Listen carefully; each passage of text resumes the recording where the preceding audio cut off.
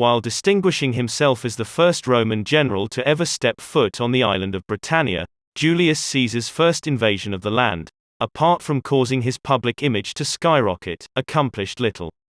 So, on his return to Britannia in the summer of 54 BC, Caesar left nothing to chance. During the 55–54 BC winter, he put all 8 of his legions to work building a new fleet. These new ships, designed by Caesar, were made with the technology the Romans had acquired by studying the more sturdy Venetiae vessels, which were capable of handling the rough and churning waters of the Atlantic Ocean. Caesar built his fleet so that his ships could transport 5 of his legions across the Channel, and deliver them right onto the beach. Having also analyzed Britannia's fighting style, Caesar realized their strength was in their cavalry, which relied heavily on double-manned chariots for both speed and maneuverability. Because Caesar's cavalry had never arrived on the previous trip, Caesar had been at a distinct disadvantage, a situation he remedied by ordering all of Gaul's pacified tribes to provide him additional cavalry. In order to minimize the temptation for the Gauls to rebel while he was away, Caesar also commanded the Gallic cavalry be led by their own tribal leaders. With most of Gaul's leadership under Caesar's thumb, it would be that much more difficult to form anti-Roman coalitions from among the Gallic tribes. And though Gaul was unhappy with Caesar's command, they provided approximately 4,000 horses for Caesar's second invasion of Britannia. Splitting the Gallic cavalry, Caesar ordered 2,000 to accompany him to the island, and 2,000 to remain in Morini territory, under the command of Titus Labienus. In July of 54 BC, Caesar's new fleet of 600 ships launched from multiple ports in Gaul, carrying approximately 27,000 infantry and 2,000 cavalry. They were accompanied by another 200 ships full of merchants, traders, and camp followers, who hoped to capitalize on the conquest of Britannia by setting up trading monopolies. Titus Labienus remained at Portus Icius, where he could sustain a steady stream of supplies across the Channel, while simultaneously keeping Caesar's peace in Gaul. Caesar landed at the identical beach he had taken the year before. As the military camp was being fortified, Caesar sent out cavalry scouts, who later returned with captives. From the captives, Caesar learned that there had, again, been an army awaiting his arrival, but, upon seeing the size of Caesar's fleet, they'd pulled back, hoping, instead, to lure the Romans inland, where they might have the advantage. Leaving one legion, and his Roman cavalry to defend the fortifications, Caesar marched inland with the other 4 legions, and his Gallic cavalry. After driving his legions all night, Caesar finally came across Britannia's army, just as the sun was rising. At the river Stour, approximately 12 miles from the beachhead, the Britons' cavalry attacked Caesar. This time, however, Caesar's Gallic cavalry easily repelled them. As the Britons tried to regroup in a nearby fortification in the forest, Caesar's army pushed forward. From within the trees on either side of his marching column, Caesar's army was attacked with hit-and-run cavalry strikes.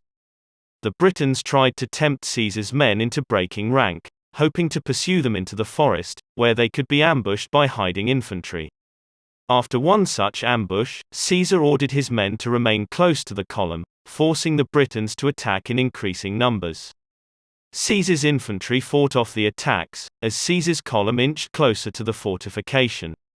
Once Caesar's legions came within range of the Britons' camp, they fell under heavy missile fire, forcing Caesar's legions into the protective formation known as the testudo, or tortoise shell. Closing their shields on all sides and over their heads, most of the missile fire was repelled, while those beneath the protective covering built an earthworks ramp up the wall of the enemy camp. As Caesar's legions climbed over the walls of their encampment, the Britons fled into the safety of the forest. Caesar's men, who had marched all night, fighting since the sun rose, were exhausted. Rather than pursuing the fleeing Britons, Caesar ordered camp be built, allowing his men to rest overnight. In the morning, Caesar remained in camp with 1 legion, and sent the other 3 legions out to hunt for the enemy. In order to force the enemy into the open, Caesar ordered the searching legions to burn every village they approached, until the army was exposed, and forced to face Caesar on his terms. As his men searched the surrounding lands, Caesar received a dispatch from the commander of the legion he had left in charge of the beachhead. Quintus Atrius informed Caesar that another Channel storm had arisen the night before, damaging the bulk of his fleet. According to Caesar's Gallic commentaries, 40 ships were lost. At the threat of being stranded on Britannia for the winter, Caesar was forced to recall his 3 legions and march back to the beachhead. Once there, Caesar ordered every ship drug up onto the beach for inspection. Upon closer examination, he discovered that the damage wasn't as bad as initially thought. His legions had built these ships over the winter, and so, with their first-hand knowledge, they immediately set out to repair the fleet. To protect his grounded vessels from attack or sabotage by the Britons, Caesar also commanded one of his legions to build a protective wall around the armada, leading into the water on both sides.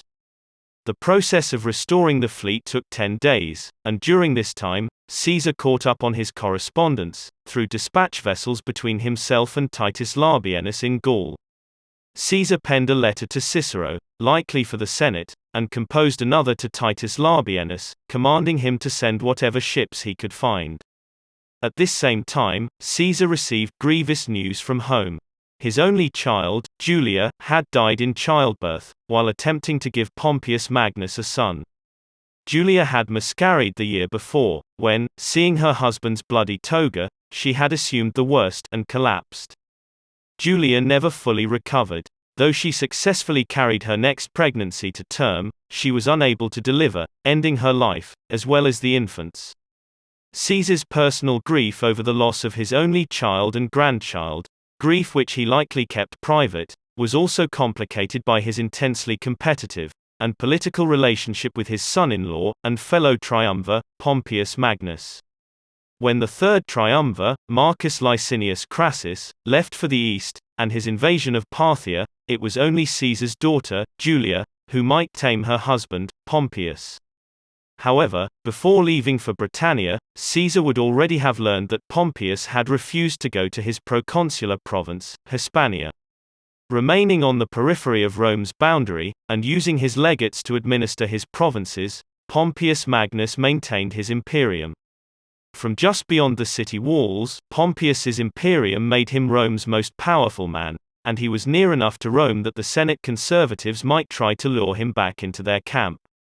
But, with Julia pregnant, Caesar left for Britannia, confident that the conservatives could offer Pompeius Magnus, who was still a plebeian, nothing to compete with becoming the father of a child whose Julian bloodline could be traced to the goddess Venus. But now, with Julia gone, it would not be long before the conservatives began parading sisters and daughters before Pompeius Magnus, who had demonstrated, since the time of the dictator, Sulla, that he could always be bought with prestigious brides, as a means of improving the bloodlines of his offspring. With his own direct bloodline at an end, Caesar considered the families of his 2 sisters, both of whom also boasted Julian blood. One sister had been married twice, producing a son from each marriage. Caesar's other sister, however, had a 16-year-old granddaughter. Her name was Octavia, and she had recently married one of Caesar's political enemies, Gaius Claudius Marcellus. Marcellus was a close friend of Cicero's, and among the group of Senate conservatives which included Octavia's stepfather, Philippus. Since he was a political enemy, Caesar had no qualms about promoting the divorce of his grandniece from Marcellus. And even though Octavia's Julian blood was matrilineal, twice diluted by father and grandfather, Caesar still considered her Julian enough to compete with the Aemilias, Cecilias, and Claudias, who would be dangled before Pompeius Magnus. But, there was nothing he could do about it from Britannia. And so, tucking the idea in the back of his mind, his fleet reconstructed, Caesar prepared to march inland again, his agenda the conquest of the Britons. Unfortunately, the 10 days he had used to repair his ships had given the Britons a respite. Seizing the opportunity, Britannia's tribes united under the leadership of a single military chieftain. His name was Cassivellaunus.